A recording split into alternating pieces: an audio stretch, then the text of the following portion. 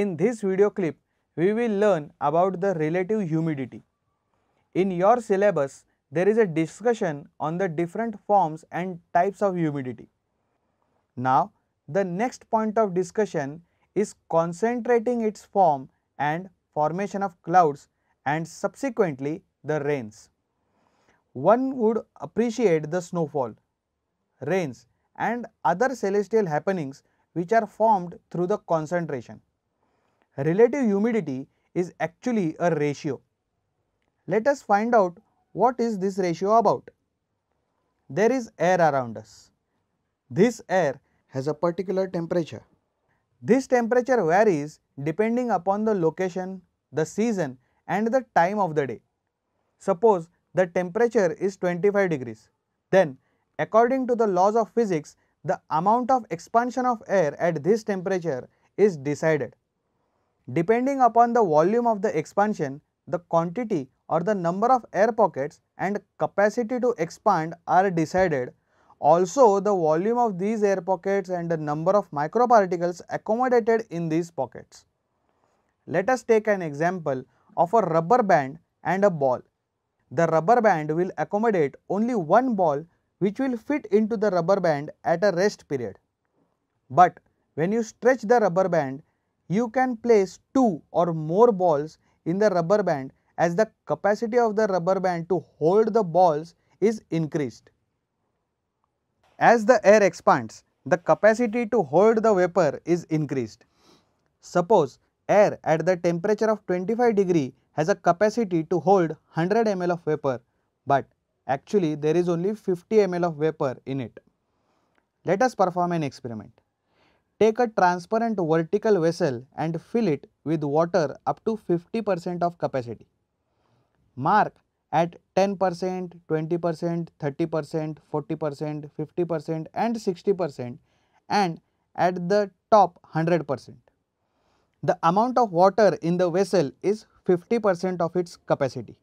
Therefore, the ratio of the capacity and the amount of water is 2:1, that is 50%.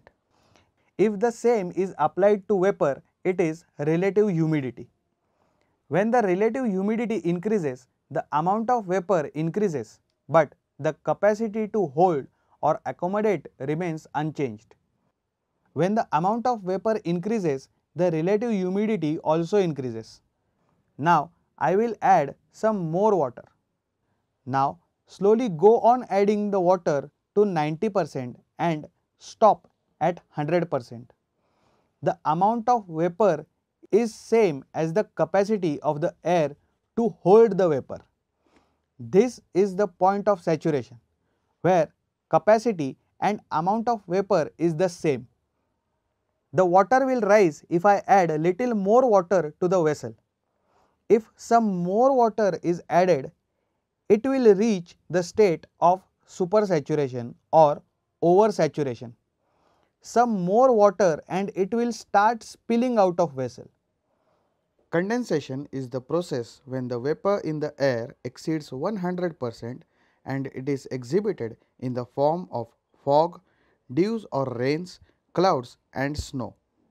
You have learned that air becomes cool when goes higher in the atmosphere.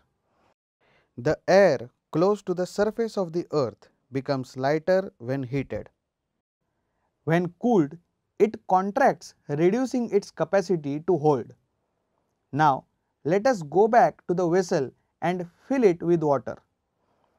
When filled halfway, the relative humidity is 50%. But when cooled, its capacity is reduced. Cut the vessel in such a way that there is only 50 ml of water, that is 50% vapor in it. Observe. You will find that the water is filled up to the brim, that is, the air has reached its saturation point. This state is achieved when you add vapor or by decreasing the capacity of holding vapor. When the air is cooled, the relative humidity increases in spite of proportion of the vapor remaining the same and head towards the saturation point.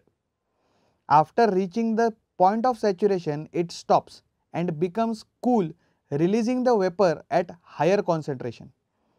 This takes place at a particular height and the clouds are formed at different levels.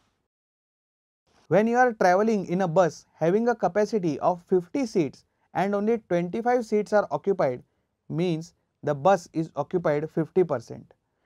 When 40 people occupy the seats, the bus is occupied 80%. When 50 persons occupy the seats, then its occupancy is 100%. Now, I keep the bus aside and choose a bus having 25 seats. It means while reducing the capacity, the bus is filled 100%.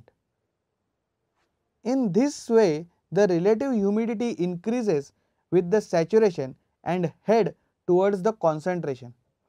This concept of relative humidity is important. After observing the experiments, it must have been easier to comprehend.